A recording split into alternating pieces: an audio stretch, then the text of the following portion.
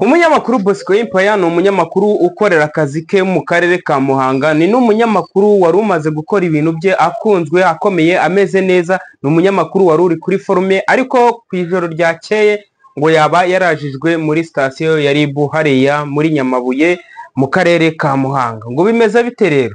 Mu kanya ngezeho irimo gucicikana ku bitangazamakuru bigiye bitandukanye ko yitwa Bosco Impaya yafunzwe. Ayo makuru waba yamenyeho? Ese koko nibyo ni bimwe abantu bari kuvuga, bimeze gute?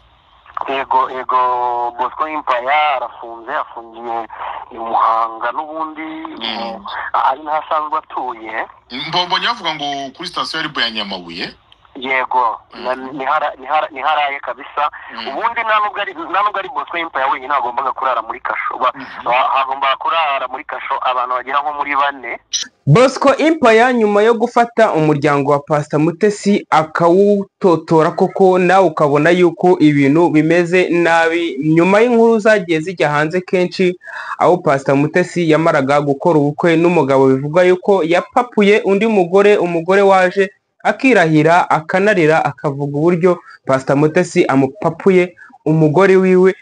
Pastor Mutesi cyane yuko hari ibintu uyu mugabo ngo ni Bosco Impaya yagendaga amushinza, wabyumva ukumva harimo akantu biranakomeye. Nandetse Bosco Impaya yigeze kuvuga yuko Pastor Mutesi yigeze gushaka kuba yamugongesha igikamyo, ibintu nk'ibyo ngibyo, aho Bosco Impaya yagendaga ashyira akari murori n'akasamutwe ndetse n'amagambo agiye akomeye indani.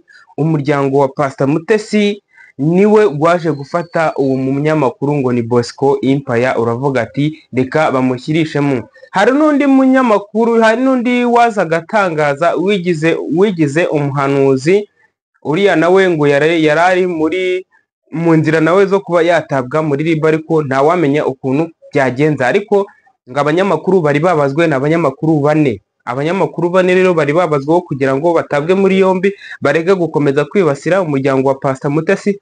Umuntu babanje gushyira hanze wanabivugaga bikumvikana cyane ni umugabo bita Bosco Impaya. Bosco Impaya ni umugabo nyine wakorera mu karere ka Muhanga nk'uko nabivuze nabigarutseho nk'ubusanzwe, ariko uyu mugabo akaba yarazwiho akantu ko kugenda akora inkuru zicukumbuye ku bantu runaka. Icyo kintu Bosco Impaya azwiho. Ubu rero yaba yamaze kugezwa mu maboko ataraye muri sitasiyo ya RIB ya Nyamabuye hariya mu karere ka Muhanga. Ubu niyo makuru ari kugenda acicikana hirya no hino, nawe niyo update mbashije kuba nakugezaho muri kino gihe. Ibiri kuza n'ibiri kugenda bicicikana hirya no hino bigomba kukugeraho 5 kuri 5.